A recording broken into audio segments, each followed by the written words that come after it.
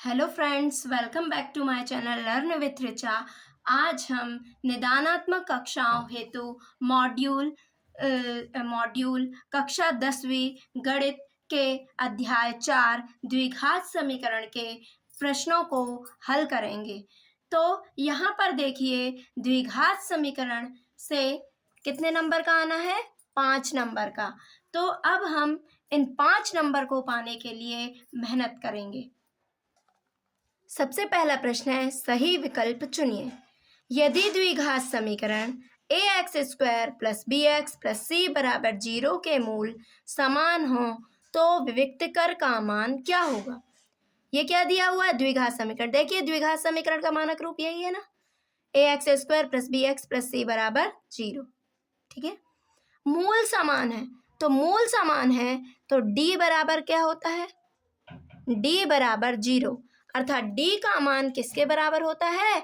0 के बराबर। तो राइट आंसर हो जाएगा हमारा ए। ठीक है ना, तो विविक्तकर का मान क्या होगा?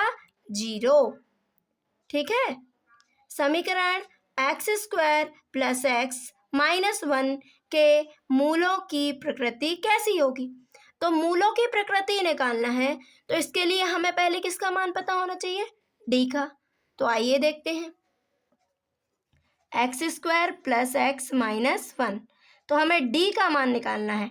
तो d के लिए उपयुक्त द्विघात समीकरण की ax² + bx + c बराबर 0 से तुलना करने पर, तो यहाँ x² का गुणांक क्या है? 1, a का मान क्या हो जाएगा? 1, b का मान क्या हो जाएगा? 1, c बराबर भी क्या हो जाएगा? ऋण 1, ये हो जाएगा।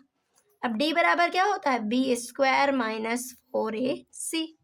ठीक, b का मान क्या है? 1, 4, a का मान 1, c का मान -1। चलो, 1 का वर्ग 1, ऋण ऋण धन, 4 एकम 4, 4 और 1 5। तो बताओ d का मान क्या है? 0 से बड़ा है ना, d का मान 0 से बड़ा है तो मूल कैसे होंगे? वास्तविक होंगे, है ना। और कैसे होंगे? भिन्न होंगे। 0 से बड़ा आया है तो वास्तविक और क्या हो जाएंगे? भिन्न, मतलब अलग अलग मिलेंगे, है ना। तो यहाँ पर हमारा राइट आंसर हो जाएगा वास्तविक और भिन्न। क्या हो जाएगा? वास्तविक और भिन्न। अगला प्रश्न है, किसी द्विघात समीकरण में चर की अधिकतम घात होती है। तो द्विघात समीकरण है ना, द्वि आने 2, घात कितनी घात? 2, तो अधिकतम घात भी कितनी होगी चर की? 2। तो राइट आंसर क्या हो जाएगा? 2। द्विघात समीकरण ax² + bx + c बराबर 0 का विविक्तकर होगा। तो आपको विविक्तकर का सूत्र पता होना चाहिए, है ना। तो विविक्तकर d बराबर होगा b² - 4ac। यहाँ रख दीजिए, d बराबर b² - 4ac। निम्नलिखित में से किसी द्विघात समीकरण के मूल वास्तविक होंगे। तो हम देखते हैं यहाँ पर किसके मूल वास्तविक होंगे। तो ए नंबर वाला, x² + 9x + 4। तो यहाँ पर तुलना कीजिए ax² + bx + c बराबर 0 से। a बराबर क्या हो गया? 1, b बराबर क्या हो गया? 9, c बराबर क्या हो गया? 4, है ना।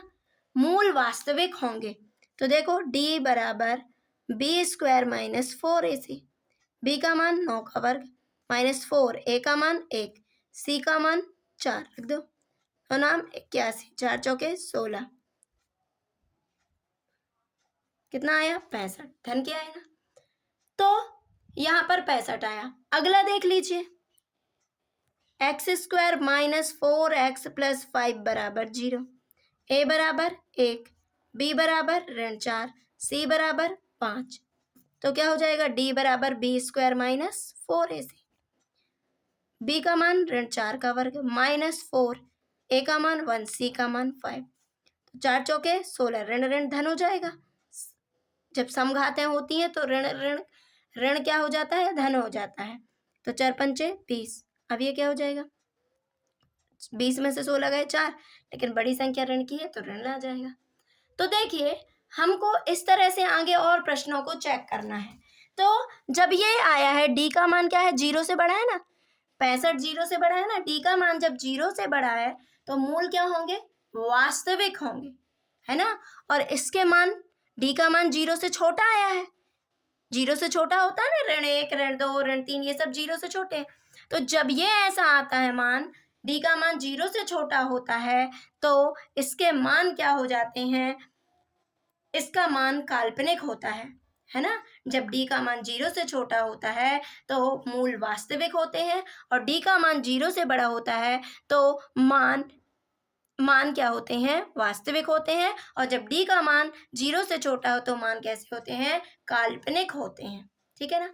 और यही डी का मान जब 0 के बराबर हो जाता है तो मूल जो होते हैं वो वास्तविक व बराबर होते हैं, ठीक है ना। तो मूल वास्तविक होंगे तो हमारा राइट आंसर हो जाएगा x² + 9x + 4, क्योंकि इसमें डी का मान 0 से क्या आ रहा है, बड़ा आ रहा है। अगला प्रश्न है, द्विघात समीकरण 2x² - 7x + 6 = 0 के मूल होंगे, है ना। तो समीकरण में क्या होते हैं, मूल होते हैं, और बहुपद में क्या होते हैं, शून्यक होते हैं, मतलब मान ही है वो, लेकिन समीकरण में जो द्विघात समीकरण से जो मान प्राप्त होते हैं उनको मूल कहते हैं, और द्विघात बहुपद से जो मान प्राप्त होते हैं उसको शून्यक कहते हैं। अब तो हम निकालते हैं, 2x² - 7x + 6, x² का गुणांक क्या है, 2, और अचर पद क्या है, c, तो गुणा करने में कितना आना चाहिए, 12, और जोड़ने घटाने में क्या आना चाहिए, ऋण 7, ठीक है ना। क्या आना चाहिए, ऋण छोड़ दीजिए, क्या आना चाहिए, सीधे 7। तो ऐसी संख्या बताओ, गुणा करें तो 12 और जोड़े घटाएं तो 7। सोचो, 1 बाई 1, 2 छक्का 12, 6 में से 2 गए 4, 3 चौके 12, 3 और 4 7 होता है। तो देख लो, माइनस लगा दीजिए, यहाँ पर लिख दीजिए 4 धन 3 x धन 6, ये हो गया ना। अब 2x², यहाँ से ऋण का गुणा करो, इस साइड से x का, ऋण 4x, ऋण धन ऋण ऋण 3x धन 6, कॉमन लो क्या है, 2x कॉमन है, x ऋण 2, -3 कॉमन है, x धन 2, सॉरी यहाँ ऋण कॉमन है, तो जब बाहर ऋण रहेगा तो अंदर के चिन्ह क्या हो जाएंगे, बदल जाएंगे, तो ये क्या हो जाएगा, ऋण हो जाएगा, है ना। जब बाहर हमने ऋण कॉमन लिया है ना, तो अंदर के चिन्ह क्या हो जाएंगे, बदल जाएंगे, ठीक है ना। तो जहाँ ऋण है वहाँ धन, जहाँ धन है वहाँ ऋण, तो यहाँ धन हो गया, यहाँ क्या हो जाएगा, ऋण। दोनों जगह x ऋण 2 कॉमन है, ये ले लो, क्या हो जाएगा, 2x - 3। अब क्या हो जाएंगे, मूल निकालना है, ये बराबर 0 तो लेके चलना है क्योंकि समीकरण है। तो x ऋण 2 बराबर 0, x बराबर 2, 2x - 3 बराबर 0, 2x बराबर क्या हो जाएगा, 3, x बराबर 3/2। तो मान क्या हो जाएंगे, 2 और 3/2, ये है 3/2 और 2, है ना ये मान। तो राइट आंसर हो जाएगा ए। अब अगला प्रश्न है, निम्न में से कौन एक वर्ग समीकरण नहीं है। तो वर्ग समीकरण मतलब वही द्विघात समीकरण, ठीक है ना। तो अपन को ये देखना है, जिसकी घात 2 नहीं होगी वो द्विघात समीकरण या वर्ग समीकरण नहीं होगा। तो हमें इनको चेक करना है ना। तो आइए देखते हैं क्या मिला हुआ है। ए वाला क्या है, x - 2, पहला ऑप्शन है, x - 2 का वर्ग बराबर x² + 3। चलो इसको तोड़ते हैं, x² a - b का होल स्क्वायर, a² -2, ए क्या है, a b + b², तो x² 2 दूनी 4x धन 4 बराबर x² + 3। तो ये क्या हो जाएंगे, ये भी धन का है, ये भी धन का है, कैंसिल हो जाएंगे ना। अब क्या बचा, क्या इसमें घात 2 है, नहीं है, तो ये एक वर्ग समीकरण है, नहीं है क्योंकि इसमें घात 2 ही नहीं है। और आगे चेक करके भी देख सकते हैं। हमारा राइट आंसर हो जाएगा x - 2 का होल स्क्वायर बराबर x² - 3, -2 का होल स्क्वायर बराबर x² + 3। अगला प्रश्न है, यदि 1/3 वर्ग समीकरण x² + kx - 5/3 का एक मूल है, मूल यानी मान, ये 1/3 क्या कहलाया, मान, तो इसका k का मान निकालो। तो ये याद रखिए, जब इसका एक ये मूल है तो ये इसको संतुष्ट करेगा ना, इसलिए जहाँ जहाँ x है वहाँ क्या रख दीजिए, 1/3 रख दीजिए। आइए देखते हैं, x² प्लस के एक्स माइनस 5/3 बराबर 0। तो x की जगह क्या रख दीजिए, 1/3। तो 1/3 का वर्ग के 1/3 माइनस 5/3 बराबर 0।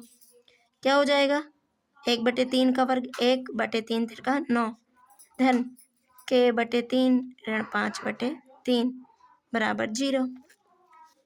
अब इन सब का एलसीएम क्या आएगा, ये तो आपसे निकालते बनता होगा ना, इन सब का एलसीएम क्या आएगा, 9। तो यहाँ क्या करोगे, 9, इस 9 में इस 9 का भाग दोगे तो 9 एकम 9 और 1 एकम 1। 9 में 3 का भाग दो, यहाँ ऐसे देते हैं ना, 9 में 3 का भाग दो, 3 एकम 3, 3 तिरका 9, ऊपर गुणा कर दो 3 के। अब 9 में इस 3 का भी भाग दोगे, 3 एकम 3, 3 तिरका 9, ऊपर गुणा कर दो 3 5 15 बराबर 0। तो चलो 15 में से 1 गए, कितना बचा, 14। बड़ी संख्या काय की है, माइनस की, और यहाँ गुणा कर दो 9 शून्य 0, तो 3 के, ये ऋण का है तो इस साइड 14, के बराबर 14/3 हो जाएगा, 14/3। ठीक है ना। और इस टाइप के प्रश्न आते भी हैं, आप लोग सीख लीजिए।